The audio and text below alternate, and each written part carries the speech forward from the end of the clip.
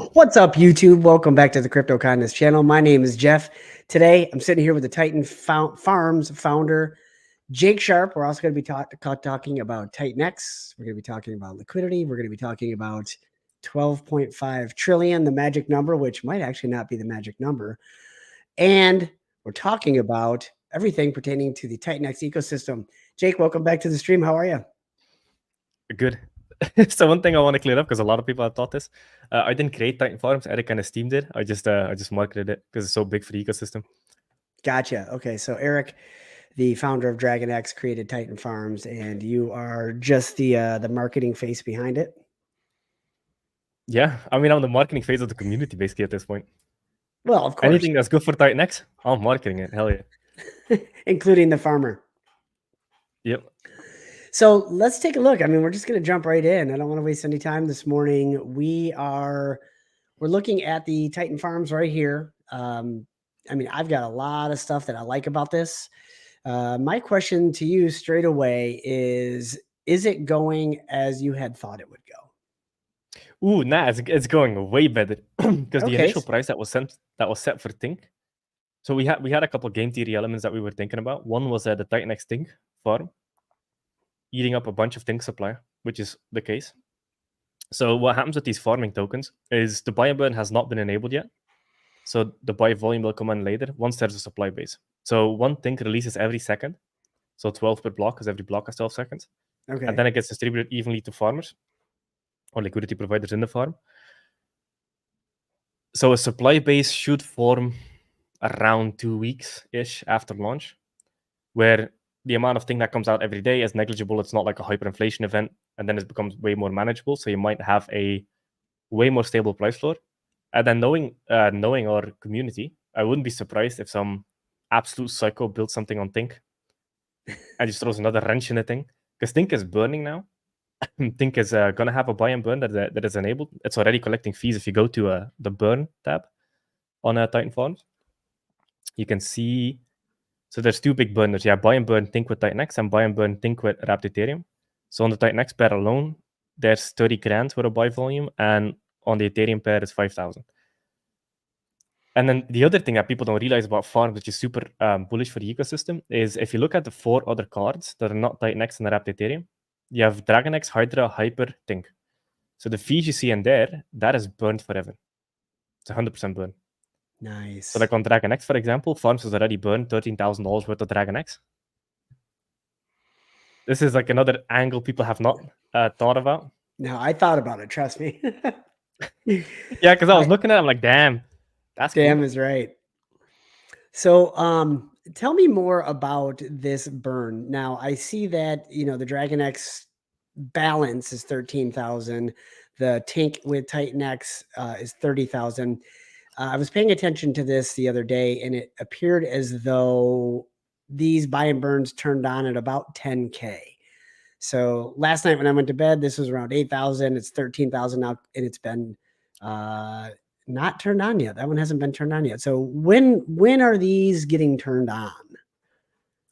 That's a good question that you'll have to ask Eric for that specifically, for when these get turned on. But essentially, when you click on Show Details on Dragon X, Hydra, Hyper, Tink, etc., click Show Details, it shows burn percentage 100%. So that means 100% of these fees are burned. So while they're just sitting there, they're essentially burned either way. Because when somebody calls a function, it just literally burns them. But the only place these can go is burn. So it's essentially doing it already. Oh, I see. So this is it's already been burned. Yep. Basically. I misunderstood that. So I basically, the way I read this was that there's $13,000 in the Dragon X balance that's waiting to burn Tink. No. That's because the burn percentage is set at 100%. Now, this burn percentage so there's 2 main settings per pair. One is the burn ratio and the buy and burn ratio. So when you click on Show Details, it shows you burn percentage 100%, which means that it 100% burns the fees. But if it's like 20% burn, 80% buy and burn, then it would buy Tink. And burn 20%. Okay, because there's no percentage for buy and burn in here. So total Dragon X used for buy and burn is 0. Gotcha. So this is burned. When you say burned, is that going to the null address or like where is that going? So as far as I know, Dragon X just goes null address. Hydra also goes null address. Hyper might be an interesting one because so Mike Dean is building Matrix on top of Hyper, so that might go towards the Matrix Vault, which is essentially burned. He'll talk about that a little bit later on. I feel like he just dropped us an Easter egg, and maybe we should I ask think him. I think he already mentioned it. If not, sorry, Mike. Okay. So you said something just a second ago that I want to learn more about. You said that the tank burn is not going to be turned on for a week or two.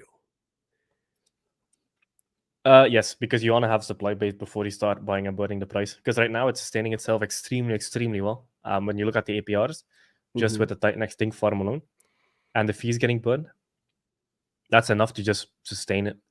And then once you have a supply base, you can start triggering the buy and burn, and then the fun stuff starts. Gotcha. So here it shows Titan X balance $30,000. Those are the fees. That's been burned. And burn percentage is 0%. Whereas up here it's 100%. So help me understand the difference. I'm still not I'm not fully clear on that. Yep. So the Titan X will go and buy and burn thing. So what will happen? You see this swap path thing at the bottom. So it goes Titan X Think. So the Titan X will buy Think and burn it. And then when you look on the other side, buy and burn Think with Adapt Ethereum. That Adapt Ethereum will buy Titan X first, then buy Think and burn Think. Gotcha. So this is another buy and burn for Titan, or another buy. So am I reading that correct in the sense that then this $4,000 has bought and burned Tink? Not because yet. right here it says that's what's sitting in the buy and burn. I gotcha. And then here it's been $30,000 that has bought and burned Tink. Not yet. That's just sitting there because they haven't started buying and burning yet. Okay, because these percentages are both at 0, whereas up here this burn percentage is 100%. Yep. So I guess which that's means where that I'm a little confused. Yep. So the 100% basically means that all the fees that get collected and go there just burn the token. So think Dragon X, Hydra, Hyper, the core 4 essentially. Okay. And then when the burn percentage is 0 or 20%, and if it's 20%, it's just 80% buy and burn. But that 30 grand, for example, you see in buy and burn Think with Titan X, that is waiting to buy Think and burn it. So that's basically the buy and burn, how would you say it? The value that's in the buy and burn ready to be used. Gotcha. Okay. Wow, man. That's deep. You guys put a lot of thought into this. A farm is sick, man. So what, I guess, let me ask you this question. I asked you, is it kind of going as expected? And you were like, no, it's going better. What is better in your, like, how are you defining better? And what are the surprises that you're seeing that maybe you didn't expect? One, the amount of value in the forums, like 20 million. Because I remember it wasn't that long ago, like a day and a half ago, I was on stream at Mo and a bunch of other people. And it was like 800,000 because it just launched like 45 minutes ago. I was already up to 20.2 million. It's crazy. Well, last night I was monkeying around with this and it was 21 million for sure, and maybe as much as 22 million. So there's been a lot of liquidity coming and going. The thing that I think is really interesting here is 75.47% of total liquidity is now in the farms. So one of the things that I know you talked about with your farm stream with Ali and a few of the other streams that day is that a lot of whales had been providing, concentrated liquidity and kind of holding the price lower. And your hope was that the farms would kind of broaden out that range and just allow the price of Titan X to flow more freely. And we're seeing, just as a representation, of the total liquidity, now instead of 100% of liquidity being in Uniswap and potentially in concentrated ranges, 75% of that is in these farms, which is full ranges. Yep. Did you expect that big of a swing? Oh, hell no. No, I expected it to be like over a period of like 2-5 weeks-ish. It will kind of like start staircasing up. Like this is just, it's crazy. And it also wasn't announced for long. It was like Same day, because I remember I was talking to Eric. We hopped on a call for like the pre-launch. Yeah. Yeah, and Eric was like, yeah, the audits came back fine. We ran through all the audits together. And then he was like, can you do the marketing? Because I could barely talk because he's sick. And I was like, Sure. yes, sir, I'm on it. And then I just went ham. You put on your hat and said, let's do this. Let's do this.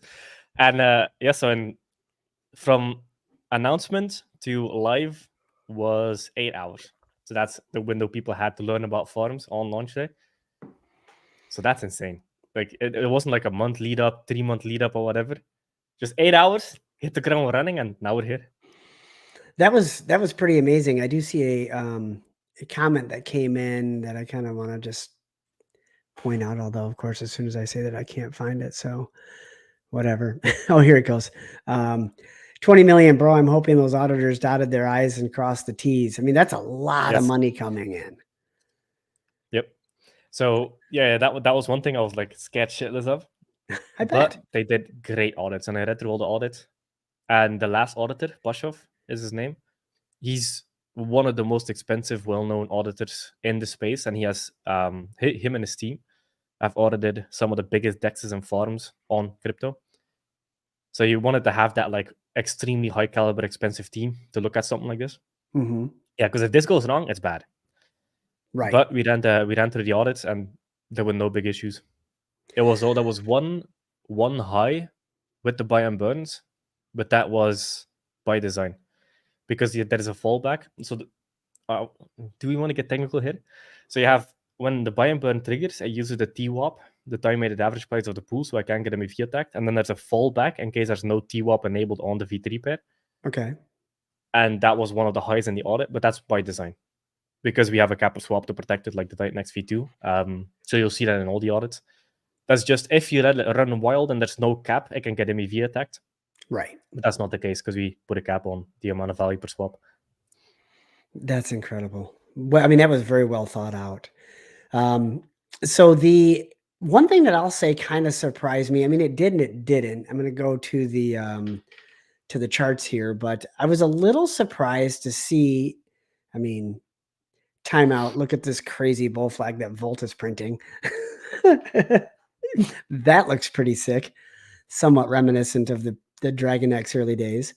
The amount of volume that has moved through here. So 24-hour volume, Titan X, 2.2 million. Yesterday, it was like 5 million running through there. Dragon X, 2 million today. Yesterday, I think it was 3.5, something like that. I am honestly a little bit surprised to see some of the tokens pulling back in price.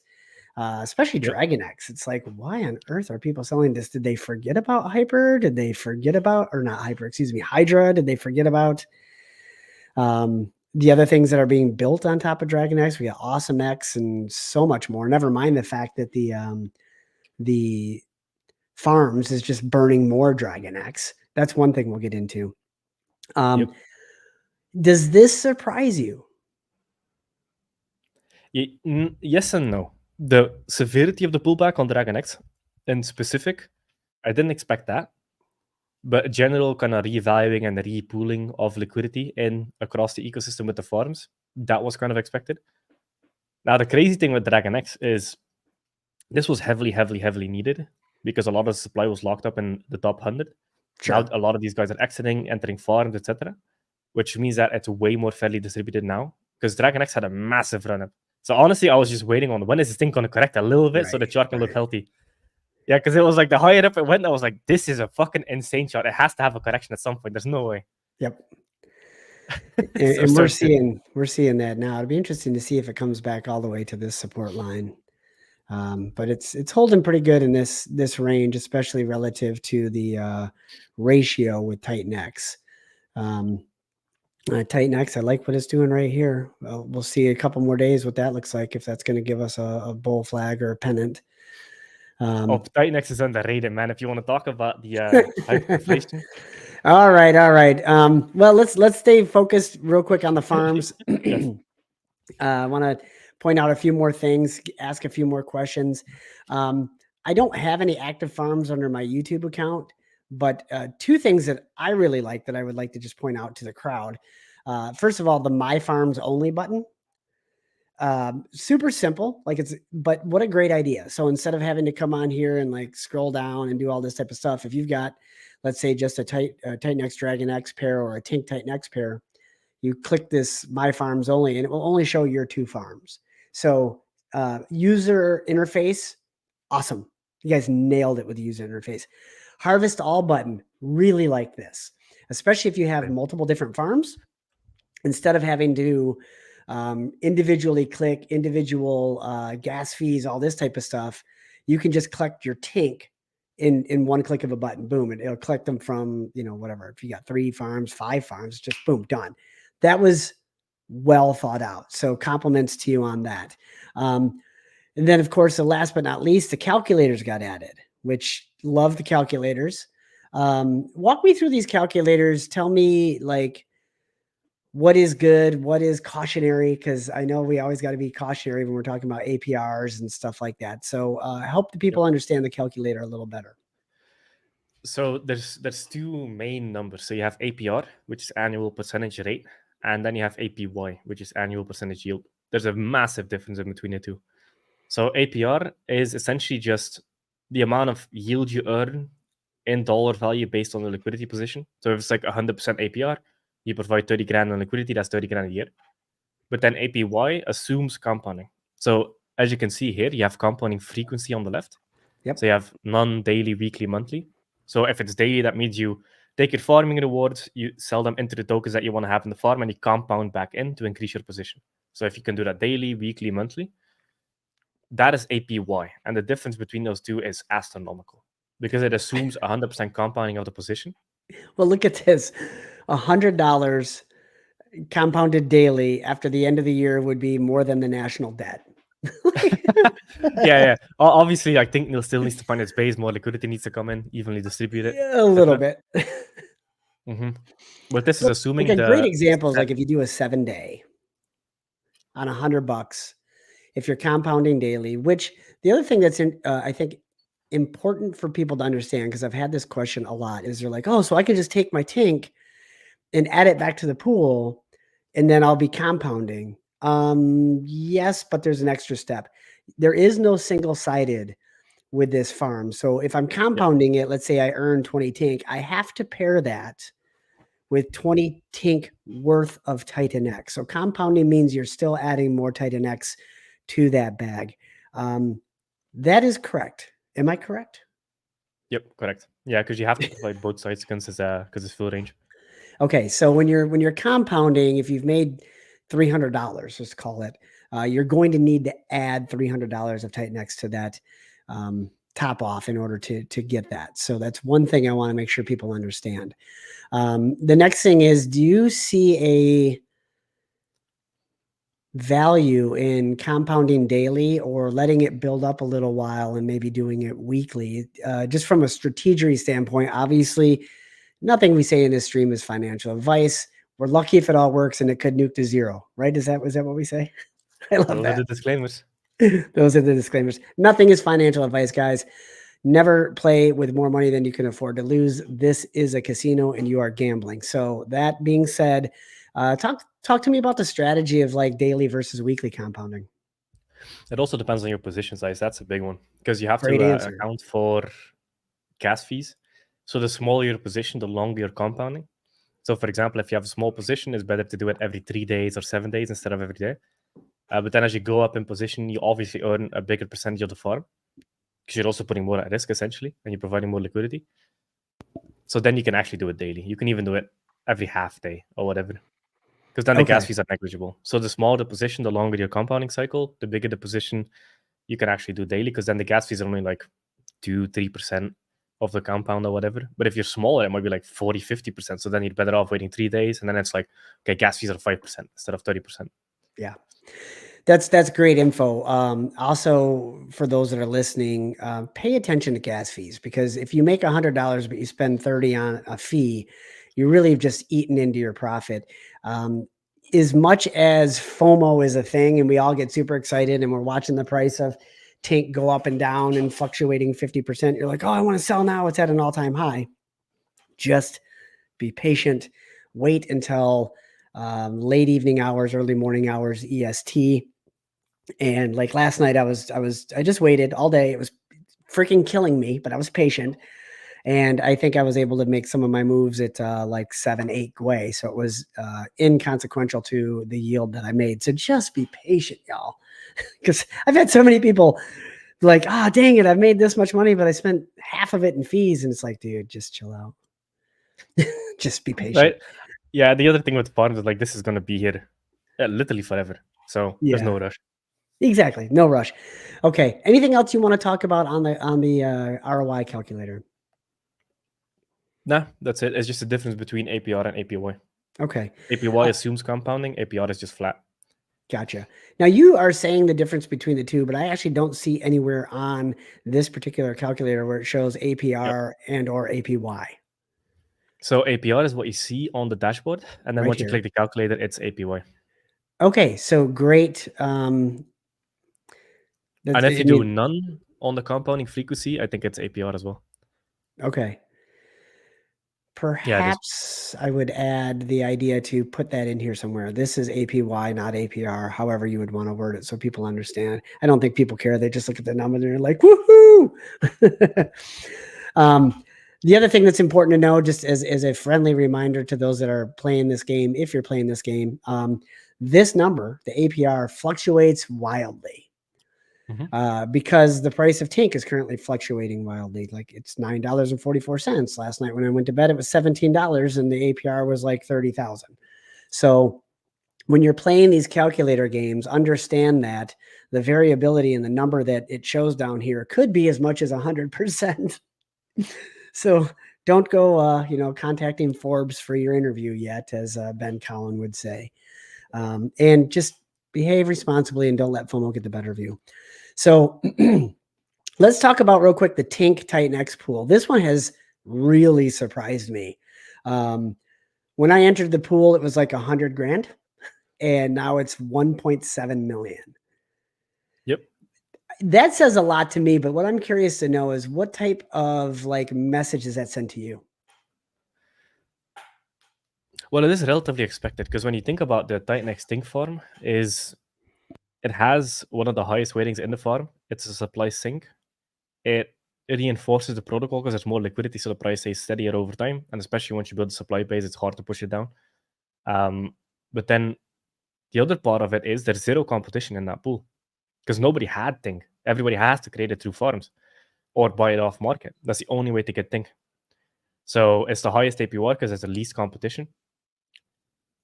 And since it's the highest APR, people are using it to compound. So they're taking their Tink, they're selling half for Titan X, going back into the pool with the Titan X Tink pool.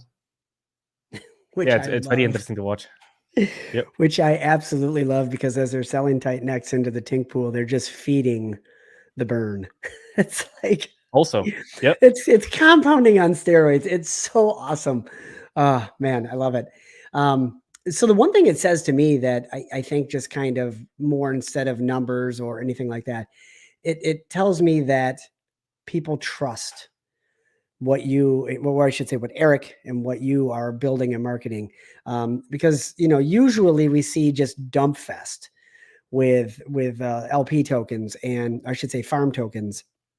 And of course, people are selling. The people that were there day one or minute one when this launched and Tink went up to $50, those guys made a freaking killing, and good for them because they also were the people that took the most risk by being the first on a brand new platform. So if you're looking at the Tink chart and you're like, oh man, these guys made $50, $100 or whatever, they deserved it because they took the most risk.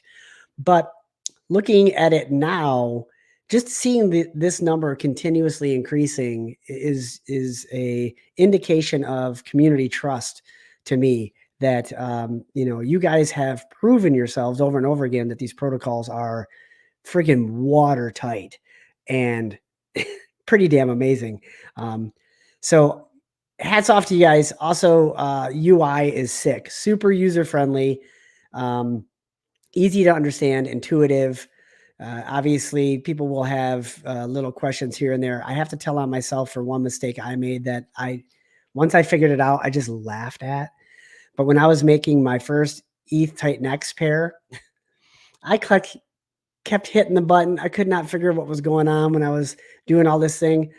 It took me literally an hour, and I was like, "Oh, it's WETH, not ETH." So Yep. I kept trying to Yeah. add ETH. But they're gonna so the UI it was designed to start with a simple UI and then add functionality on top. So there's going to be functionality that will auto wrap your Ethereum to wrapped Ethereum for the farm.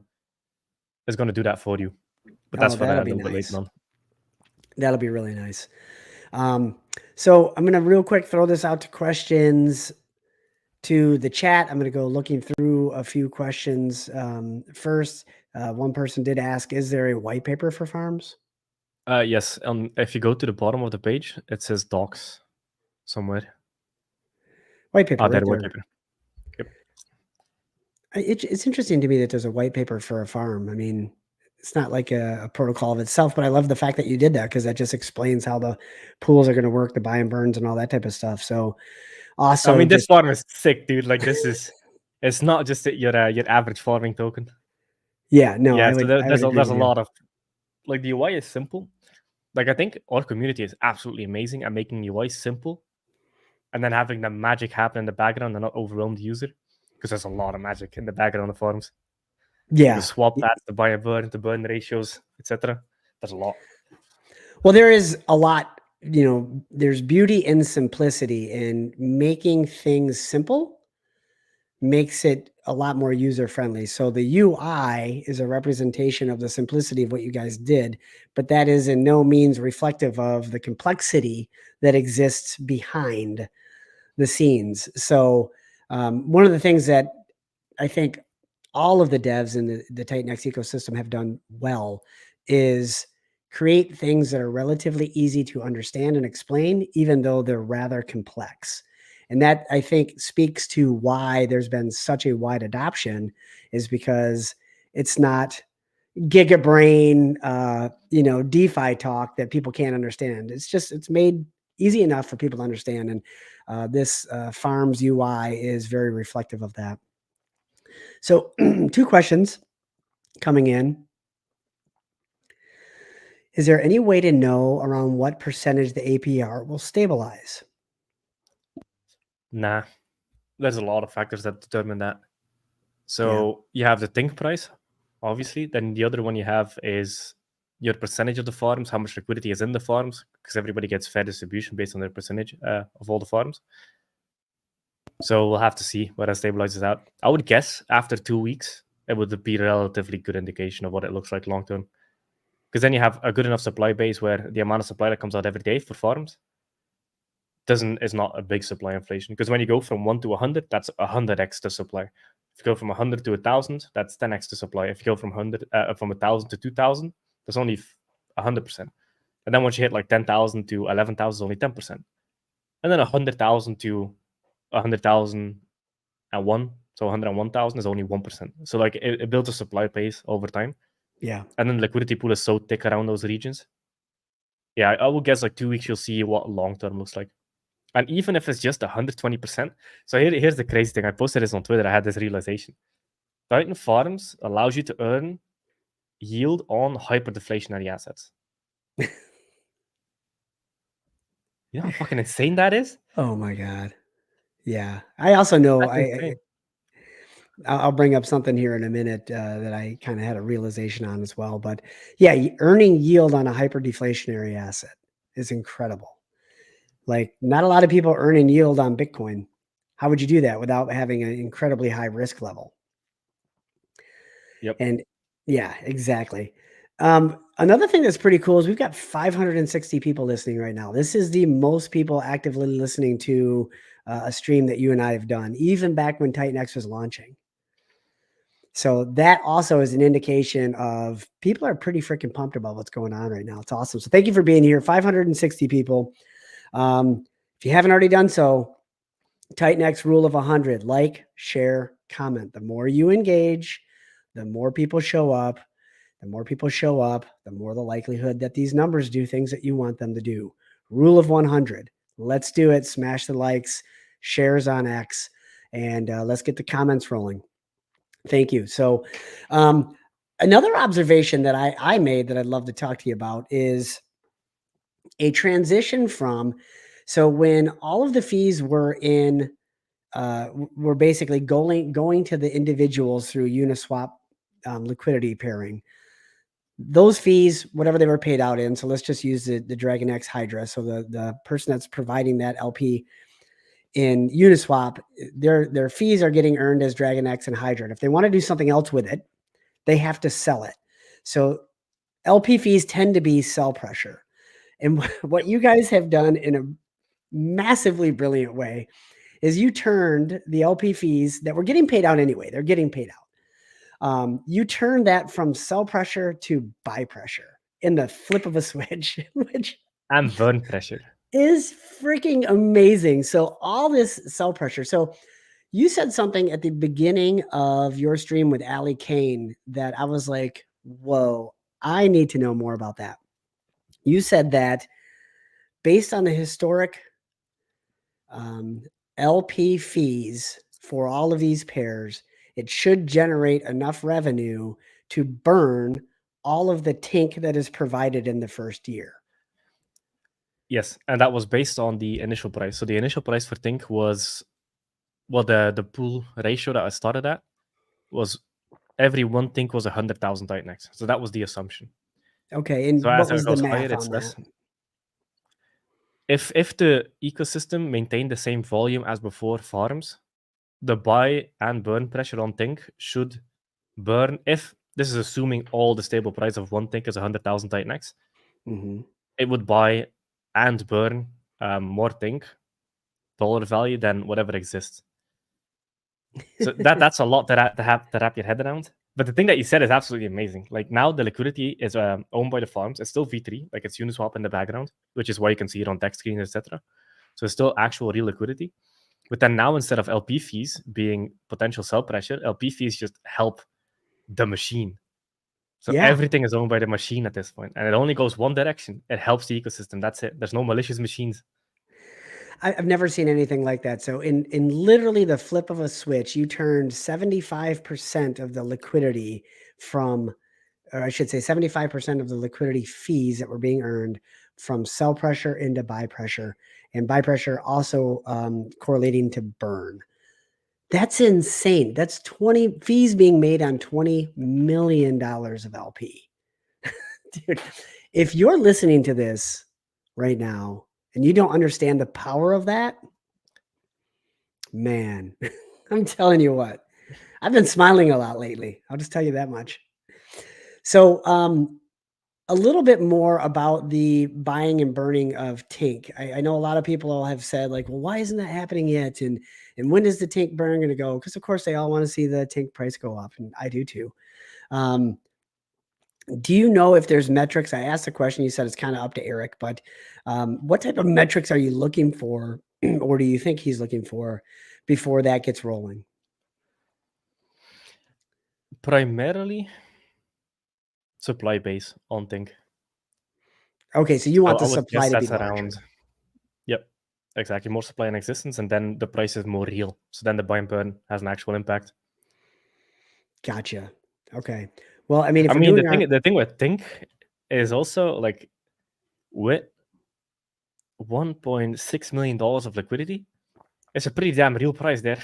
Yeah, You know? it is. That's also incredible. Is the Tink liquidity pool, which I don't have up here. I usually have that. No, what's going on here? You said it's 1.6 million in liquidity on Tink. Yeah, I'm looking at the farms. So there's 92,000 Tink and 900 billion Titanx. So that's 1.6, no, 1.7 ish. Titan Farms. Interesting. It's showing. Oh, there it is. Yeah, 1.6 million in liquidity on a coin that's 36 hours old. It's pretty incredible. And of course, people would look at the chart and they'd be like, oh, it's garbage. It's a shit coin. It's a inflation coin for an LP farm. That's to be expected. But have you ever seen an LP farm that is going to have buy and burns on it? Oh, no, never. Yeah. So Not like this.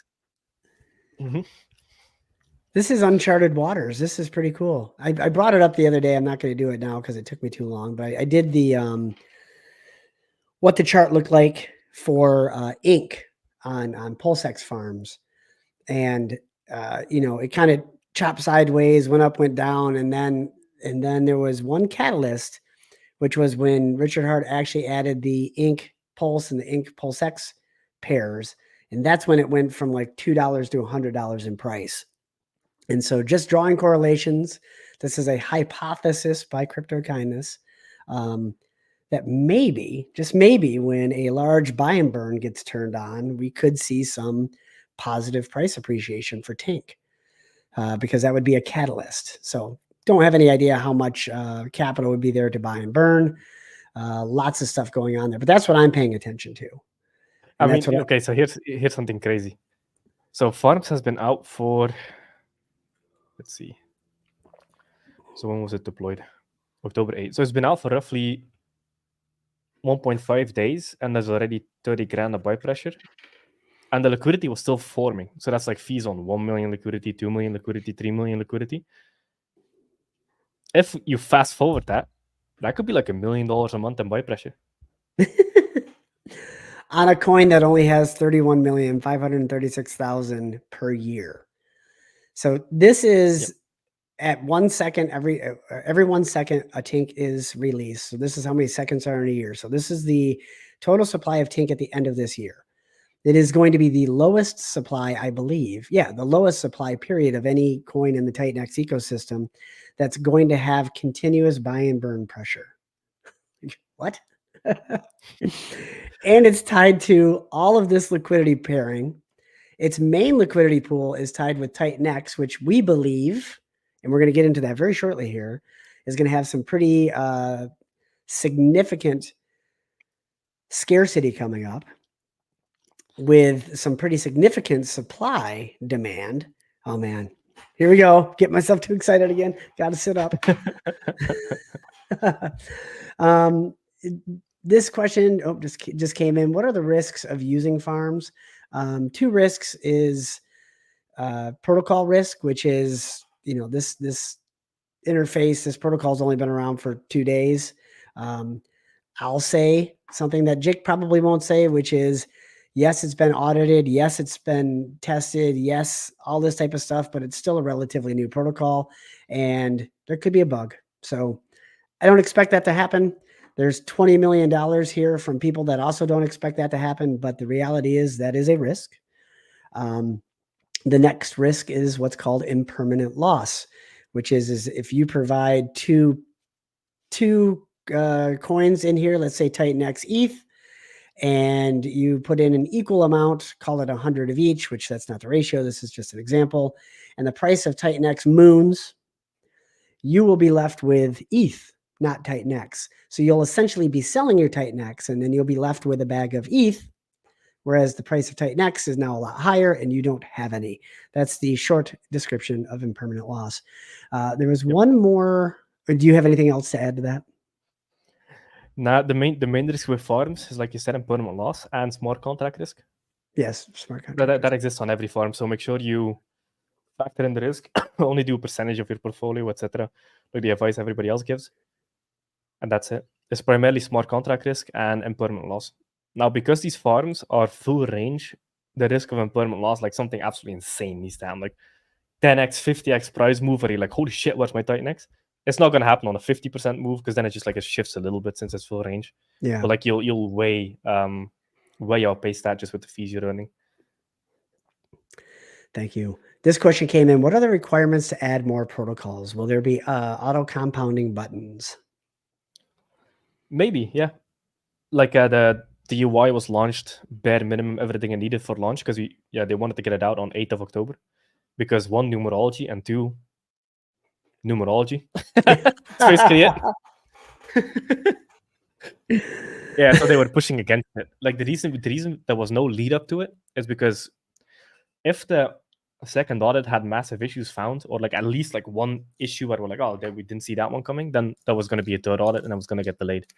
But since the second one from fucking an insane security audit team that has audited a bunch of dexes and liquidity farms, etc., this is their bread and butter, and they didn't find anything.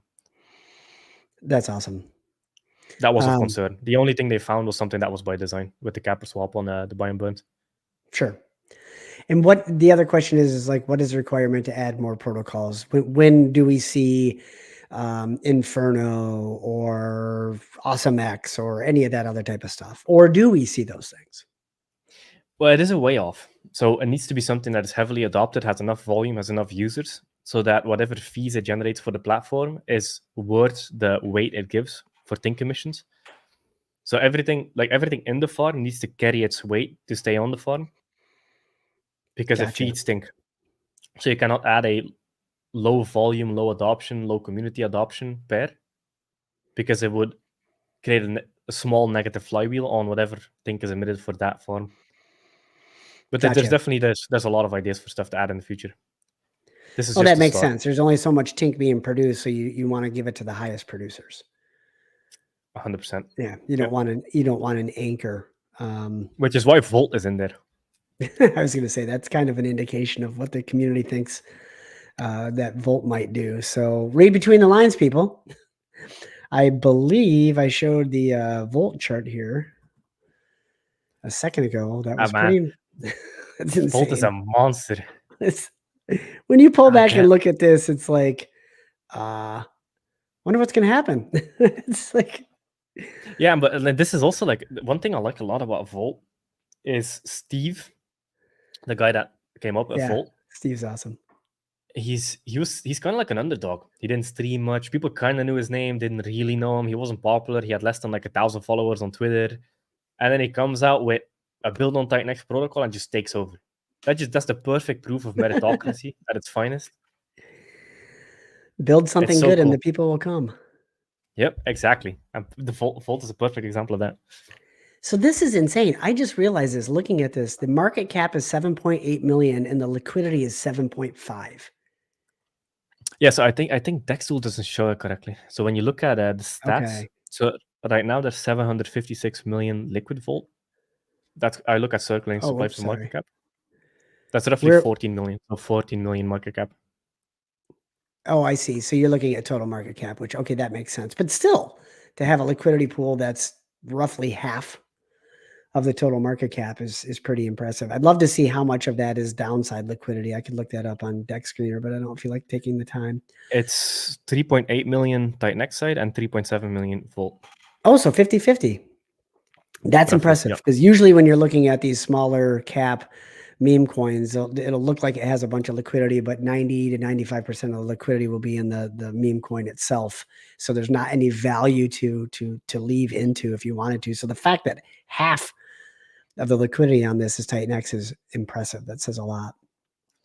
Yep. And Okay. Titan X itself has 3.1 million in Ethereum side, so looking to buy, and 2.4 million on Titan X side. So the buy side is way, way, way outpacing the sell side. That's usually a very big indicator.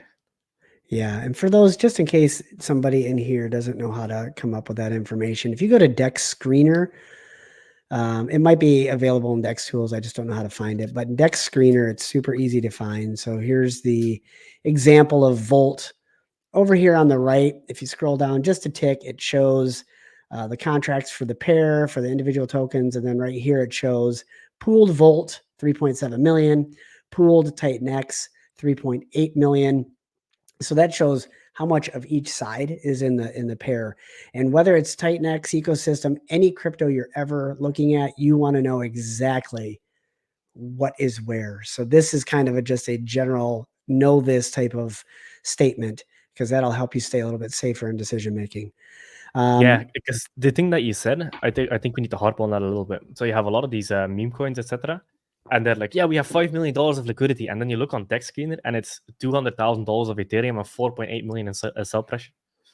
Yeah, And it's like fucking like this industry is so scammy. I fucking hate it. I'm just gonna pick a random one right now, like this one, Taxi Weeth. Watch it. This is doing a typical meme coin type of thing. Let's look at the liquidity. Oh shit, I this think is this a is good one. V2. Oh, this is No, it's V2. just V2. Okay. Okay, Also, where let's did you not talk see that it about was other V2? random tokens because I don't want people to get scammed. Yeah, good point. I was just using an example, but thank you for saying that. Okay, last I think that's it for questions on farms. DX. Jake, are you pairing? Yeah. Oh, he's asking a farming strategy. I don't think we'll talk about farming strategies because you're a founder, so I'll keep you from that question. Just looking through here real quick. Want to make sure. Last one. What numbers do you want projects to launch on? Just 4, or are there other numbers? Oh, for numerology. Oh no, hell no. The 4 is the exact opposite of what you want. 4 is the fucking dead number.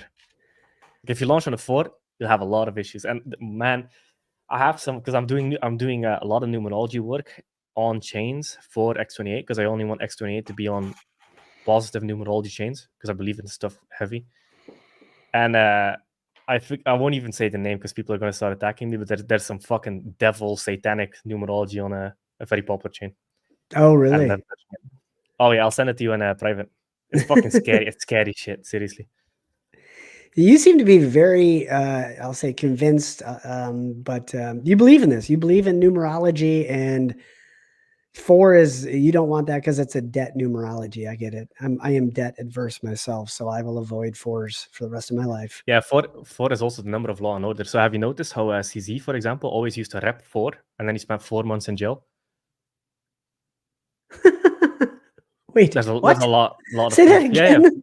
CZ used to do 4 all the time, and 4 is the number of law and order. So, like for example, if you drive your car on the 4th day of the month, the 13th day of the month, not 22, because 22 is a master number that overpowers 4, or the 31st day of the month, the number of arrests that happen on a 4 day is way statistically higher than any other day. Well, that's a random fact I didn't know. Yeah, and in Chinese numerology, in a lot of like big skyscrapers, they don't even have the 4th floor, 13th floor, and 31st floor. They skip it. Wild. That is wild. Okay. Well, thanks for sharing that. All right. I'm going to ask a question that I already know the answer to. Is there anything else bullish you'd like to talk about today? Oh yeah, I Titan X hyperinflation. exactly. So, Marco the Hexagon put out a really cool video that I linked to on my Twitter. It's the most important 15 minutes in Titan X or something along those lines. And That was a good video. that was a cool video. I'm a big not Transformer, my gosh, not Terminator fan. And so the fact that he linked all of that to the Terminator series, I thought was a lot of fun. And it also made sense. The machines are winning, and their goal is to exterminate Titan X, and that is happening. But he referenced a number in there, something along the lines of 12.7 trillion. And you were kind of excited to say, yeah, but that's not even right. So tell us more about Yep. the liquid amount and what what was that 12.7 trillion number, and why? First of all, why is it bullish? And second of all, why was it wrong? So the 12.7 million number assumes all the supply gets claimed. So I have a lot of statistics on Titan X miners. There's roughly 3.5 trillion that will never be claimed because they're already 100% penalized as people that just forgot about it. And they don't show up under penalties because for it to show up under penalties, they must first be created, which happens when somebody claims. But if they never claim, it's just dead supply essentially. So that's 3.5 trillion that will never hit the market. And then the other thing is there's another dashboard, and it's roughly 11.2 trillion ready to be claimed. And if we assume the same unclaim rate as before, it's only around 10 trillion left to come out, and that's it. And that's nothing. That's half of day 280. And look at what happened on day 280. Day 280. Nothing happened on day 280. That's the thing. Everybody expected this awful thing to go down. Oh, the price is going to drop. It didn't happen. It didn't happen. In fact, the floor was the price of a 280-day mint on day 1. Oh, look at this. Oh, wait, is today? Today's the 10th. Bro, today is the last day that's above 750 billion. Yeah, which is nothing. We used to have these days like every day for like months Right. straight. But still, I mean, then look at that. Then after that, in 7 days, there's nothing coming out after that. That's over 600. And then after that, it's like nothing over 500. And dude, I just look at this and it's like, what? So, okay. So the 12.7 trillion that was left to come into existence is not the case. It's actually more like 9 trillion that's left to come into existence. And how much are we burning on a daily basis now? Where can we get that stat? So it is on Premium Titan Hub, but there's a lot of stuff I track that is not tracked on Premium Titan Hub. It's Okay. roughly. Let me actually. I'll still tell you the numbers of the last 10 days because we've been deflationary for 10 days straight. If you want to share a screen, you're welcome to do that too. I don't have Premium Titan X Hub. I'm too stingy. No, but Which I have is a Google sheet. So in the last 10 days, it's been 545 billion deflation, 1.4 trillion deflation, 319 billion, 487 billion, 224 billion, 1.1 trillion, 1.3 trillion, 800 billion, and then minus 3.2 trillion and minus 3.4 trillion. That's the last 10 days alone. so. I said it by day. Wait. So the last 2 days were 3.2 trillion, and what was the other one? It's roughly 13 trillion in the last 10 days. Of deflation. Left liquid. Yep. Okay. I ask you to say that again because this question is here. I mean, I'm just like laughing at the question, not at the person, of course, but there's 800 billion that's going to come into supply today. Do you think that will crash the price? No, I don't. Nope. Because the last 10 days, it's been a negative 13 trillion in deflation. Incredible. So hyperdeflation, what does that look like to you? I know we've talked more about this, but what does that look like to you? Well, it's what we're experiencing now, but on steroids, essentially. So we went from 32% liquid to 25.7 now. That's in 10 days. With supply still coming out. So that's including like 400 billion days, 600 billion days, 800 billion days. So that supply is still inflating, ours still deflating. So hyperdeflation, it's just, how would you, it's that times 10. Because with hyperdeflation, you also get the effect that people are way more comfortable buying because they know, okay, this is the supply forever. Now, one of the big things in Titan is you never wait for deflation to hit because the market price is in beforehand. So, like for the people that have been waiting for inflation to come out, oh, you're buying way higher. Yeah, the market is a representation of where people think it's going to go, not where 100%. it is today. And there's a So lot of unknowns. A lot of unknowns. Because like X28, everybody forgot about that one. everybody's forgotten about everything after farms came out. Like nobody knows what's going on anymore. Yeah, X28. So that's like the fourth time you've mentioned it. It seems like you're excited about that. Tell me why. One, it will be one of the biggest Titan X burners. It might beat Hydra. It could. It could really beat Hydra. Wait. What? Hydra eliminated, where are we? Like 15 trillion, 20 trillion off the market? Oh, it's like 22 trillion. But Jake, sir, there's not enough Titan X. There's not enough Titan Exactly. X, sir. Yep. Yeah, so it's going to be one of the biggest deflators on Titan X. And the other one is it will take Titan X omni-chain. So then we can start the renaissance of build on Titan X.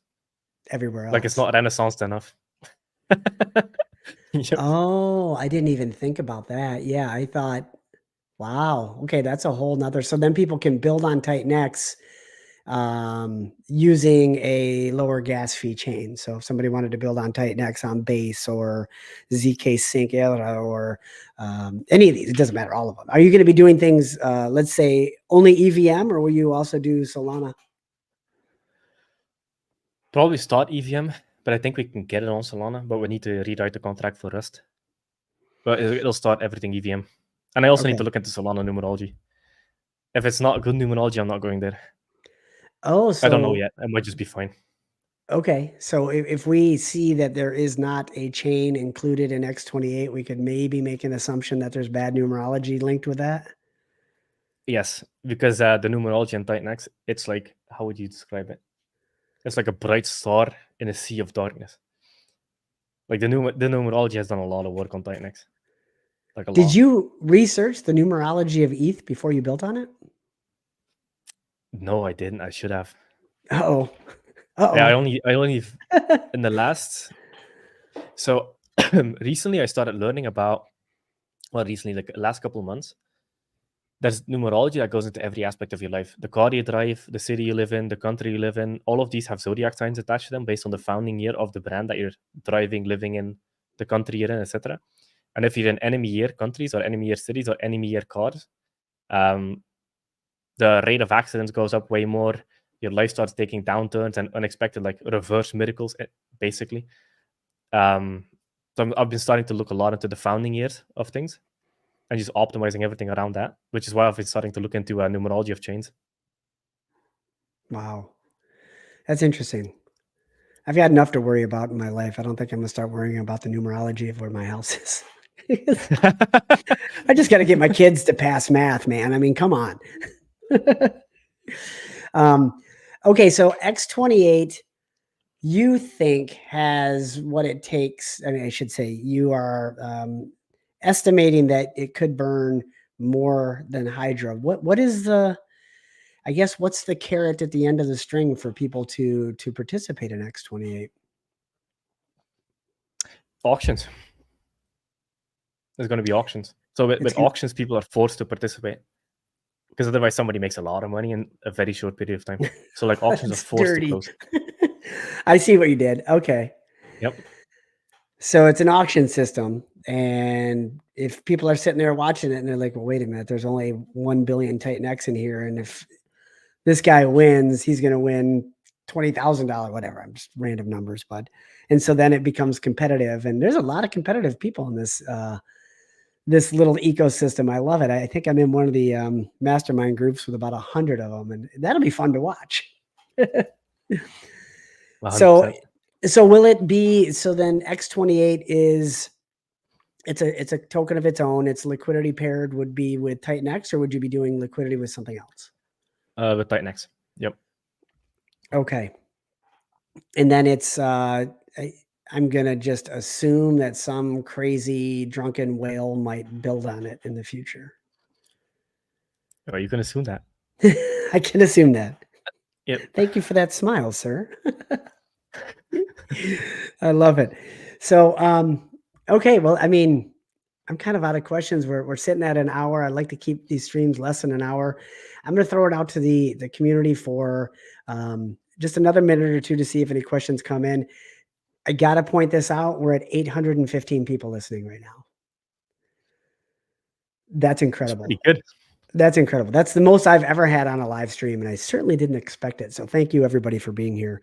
A very important question came in from Mac, which is a huge fan of Titan X. I recently looked into my full name and numerology, and there's a lot of 4s in it. Does that mean I'll be okay? Well, a lot of the main ones that matter is 4 or 44. If it's like 444, it's less because that's sort of like an angel number. So then you just add them all together as well. It basically becomes 7. But 4 and 44 are 2 you want to watch out for. Funny. I think Mac is your biggest Titan X fan ever. Yeah, exactly. A lot of questions in here that answer themselves, so I'm not necessarily going to address them. I want to make sure we're getting to things that, let's see. Also, if somebody is a 4 life path, that doesn't necessarily mean something bad. This is completely off topic.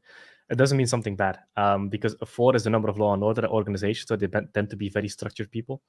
A 4 life path isn't bad, but one thing that you have to watch out for if you're a 4 is karma will get you like a motherfucker if you're a 4. So if you do something bad to people, the universe, whatever you did bad to somebody else, you'll get it back 10x harder. Ooh. Because there's a lot of karmic debt attached to that number. But if you're good, you should have no issues. It just means you're structured, very organized, etc. I've always been good, man. I still believe in Santa Claus. I definitely believe in karma.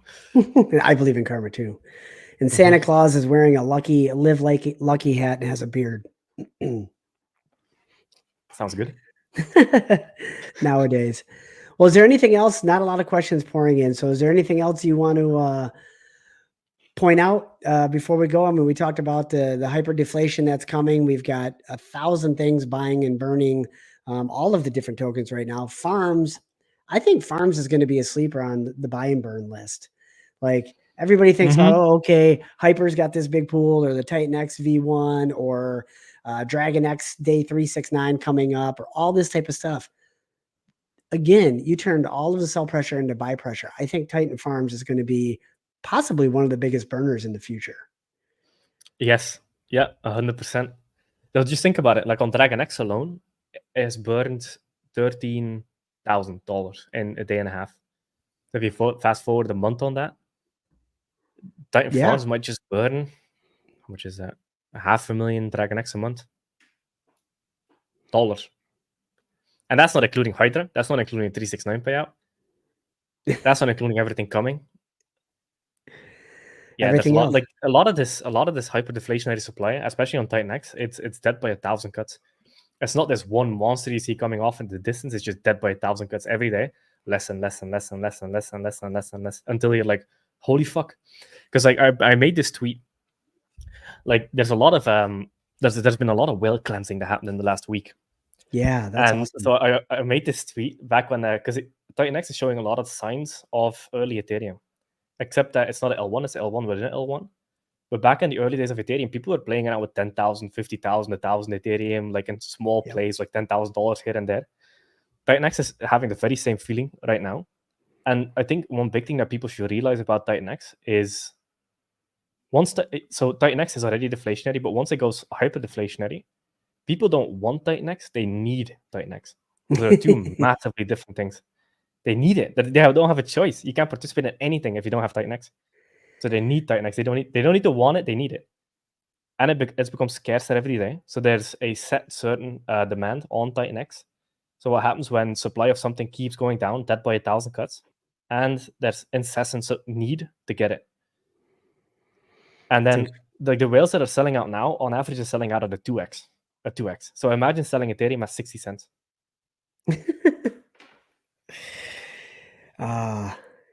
That's exciting. I'm gonna tell you that right now.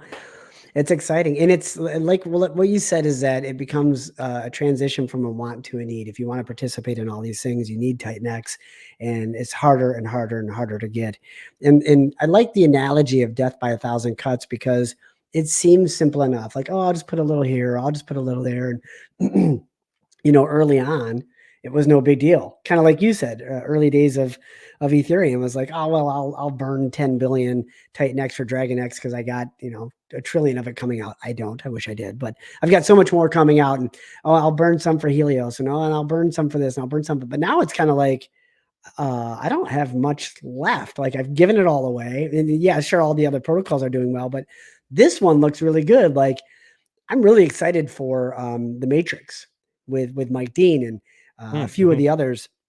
I could spend all day listing them, but it's going to be like, oh man, I don't have enough Titan X for X28. I better buy some. But then everybody else is trying to buy some, and so I guess one question pertaining to that though is do you see that causing sell pressure for the other protocols, like Dragon X being a perfect example, which we're kind of seeing?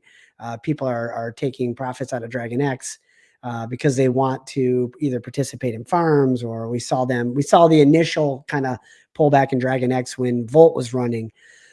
Is that a potential concern for the secondary and tertiary protocols where those might experience more dumpage as people try to get more Titan X and participate in like the X28s or whatever happens next? That's a good question. So the way I look at build on Titan X protocols, so when I say sell Titan X, I mean go back into Ethereum. So when you have a Right. Dragon X position or Dragon X, Stink, Ethereum, like all the build on Titan X protocols, that's essentially a Titan X position. Same way when you hold a coin on Ethereum, that's essentially an Ethereum position, just leverage against Ethereum, like Titan X is. But then when it comes to cannibalism, only happens if there's no community growth. So like from what I've noticed when I look on chain is every protocol that has launched has dragged in another user section of DeFi because everything attracts different people. Like Volt has a life of its own. Like a lot of the participation in Volt came from outside the ecosystem. I would say like close to 40% of it came outside the ecosystem. So people buying Titan X to enter Volt because they haven't heard about Titan X, and Volt was like the first thing that got on the radar. So as the community grows, this will happen less and less and less. And we're only at, so if you look on Etherscan, we only have 16,900 holders. So this Oh, you're has just been going looking up. at the amount of holders. Okay. Yes. So you can even do like minus 30% on that. So that might be like 12,000, 11,000 real people and people with like double wallets and stuff, because not everybody has double wallets holding Titanx.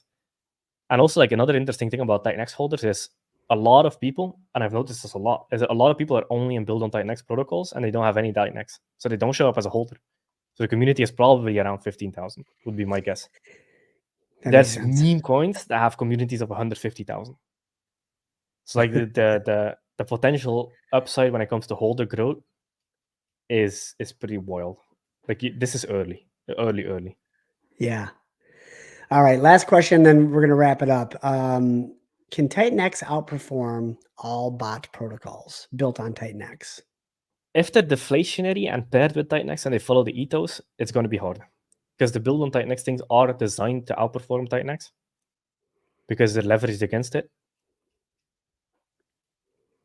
It's more like it's the safe play in the ecosystem by holding Titanx, because it has the most liquidity, has the most usage, has the most demand. So when you want to go back to safety, you go back to Titanx.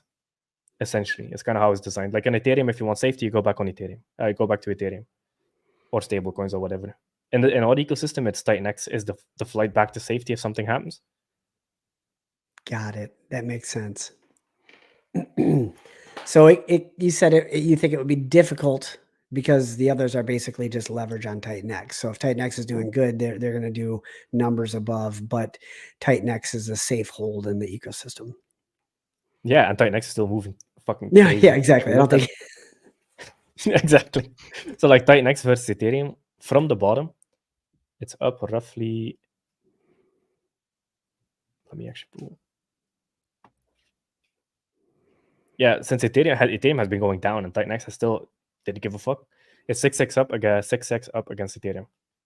So like amazing. when you're holding Titanx, you're outperforming Ethereum by a massive margin. And then when you're holding build on Titanx, you should be outperforming Titanx. Got it. Awesome. Good answer. Well, there you go, everybody. We actually hit 875 people live this morning. Absolutely incredible. My guess is in about 2 weeks when we do another stream, that's going to be 1,000. And I didn't even get to asking about expectations for the day 369 payout. So I guess that means we're just going to have to stream again soon.